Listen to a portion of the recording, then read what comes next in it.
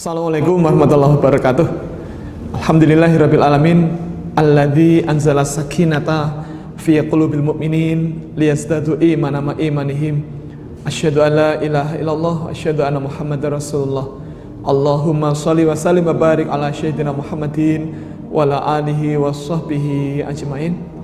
Masyaallah muslimin jamaah Maskam Masjid Kampus UGM yang dirahmati Allah Subhanahu wa taala. Saat ini banyak orang yang berwisata kuliner dimanapun, termasuk di Yogyakarta, di Solo, di manapun sekarang ya. Nah, hati-hati, sekarang ternyata tidak sedikit orang yang masakan dengan alat bantu kuas.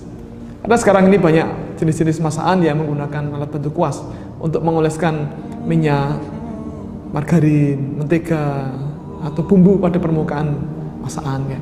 Ada seperti misalnya roti pukis, kemudian terang bulan, kemudian ada lagi ayam panggang, kadang-kadang bumbunya dioleskan ya. Ada pecel lele yang dibakar, ikan bakar, bahkan ikan asap ya. Kemudian juga ada seperti sosis bakar, kemudian iga bakar dan seterusnya. Hati-hati. Nah, kuas itu dari apa sebenarnya? Nah, kalau kita lihat kita buka-buka arsip data dari Badan Pusat Statistik BPS, ternyata kita pernah impor bulu babi dari perusahaan Anping di Cina sejak bulan Januari sampai Juni 2001 sebanyak 283.000 kilo atau 283 ton. Nah, ini bulu ini diimpor untuk apa? Ternyata ini diimpor untuk membuat kuas cat tembok, ya, untuk cat tembok, ngecat tembok. Tapi ternyata banyak pengusaha makanan yang tidak paham. Nah, maka kemudian dipakai untuk mengoleskan bumbu pada permukaan makanan, termasuk roti kastengel, roti nastar dan seterusnya. Nah, ini hati-hati. Nah, maka kemudian kalau kita membeli makanan, membeli roti dan seterusnya, kita pilih di tempat yang memang punya sertifikat halal ya. Terus juga kita cermati apakah pengusaha menggunakan alat bantu kuas. Nah, kalau kuas ini kuas apa? Hati-hati.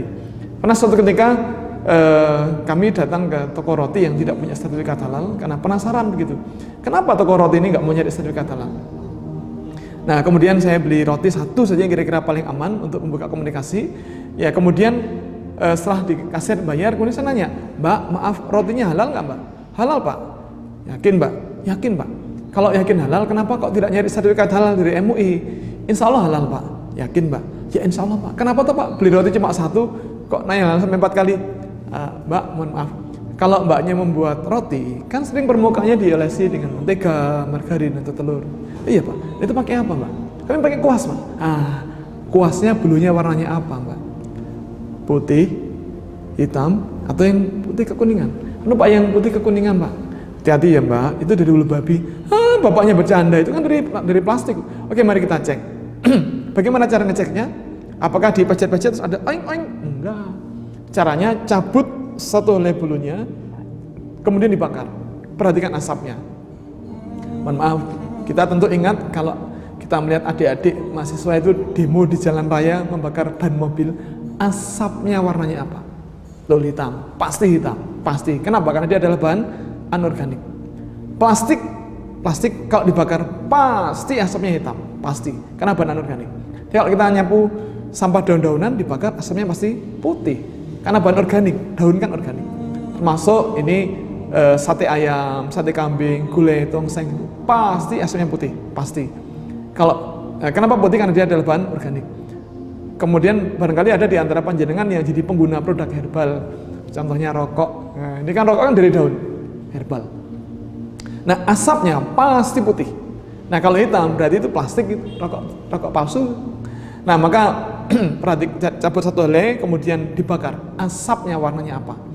Kalau asapnya warnanya hitam dan baunya seperti plastik yang kebakar, maka dia plastik. Tapi kalau asapnya putih dan baunya seperti rambut kita yang kebakar, maka dia bulu binatang.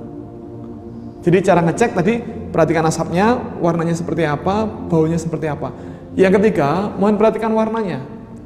Kalau buatan pabrik, satu adonan cat pasti seragam. Kalau buatan Allah seragam, ada yang putih, agak kuning, agak hitam, agak coklat dan seterusnya. Yang keempat, ketebalan bulunya. Kalau buatan pabrik, dari pangkal ke ujung itu tipisnya sama. Kalau buatan Allah, pangkalnya tebal, ujungnya tipis. Yang kelima, ukuran dimensinya panjang pendeknya beda. Kalau buatan pabrik dia dicetak panjang, kemudian dipapak sama panjang. Kalau kemudian buatan Allah ternyata tidak seragam. Kayak kita waktu cukur habis gundul, dipangkas semuanya, 3 bulan berikutnya apakah sama panjang? Tidak. Nah, begitulah bulu binatang, ukurannya tidak seragam. Maka hati-hati, karena para ulama Syafi'iyah sepakat dengan kenajisan bulu babi yang dia basah. Maka roti yang semua bahannya halal kena sapuan kuas yang najis, dia memang kena najis. Tapi pernah saya bertanya kepada salah satu ketua komisi fatwa Majelis Ulama Provinsi DIY, Bapak Fuad Zain, Bapak Dr. Fuad Zain. Saya bertanya, Pak Fuad, kan kita sering audit dan kita temukan bulu babi, kuas dari bulu babi yang dipakai untuk mengoleskan mentega, margarin atau telur. Nah, ini bagaimana, Pak? Apakah masih boleh kita makan?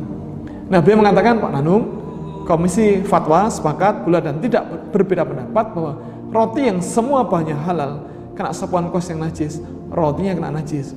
Meskipun kena najis itu masih boleh dimakan. Hah? Iya, masih boleh dimakan. Tuh, serius Pak? Iya, masih boleh dimakan. Syaratnya sebelum dimakan roti itu harus dicuci sebagaimana mencuci najis, yaitu 7 kali dengan air, salah satunya dengan tanah. Wah, anjir itu. Nah, oleh karena itu masyaallah muslimin, mari kita hati-hati. Nah, kalau kita pengusaha makanan, mari kita ganti kuas yang biasa kita pakai dengan kuas yang lebih aman, kuas dari plastik.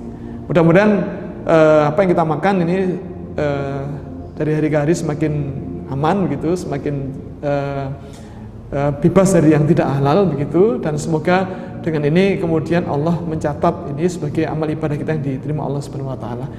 Demikian, terima kasih. Assalamualaikum warahmatullahi wabarakatuh.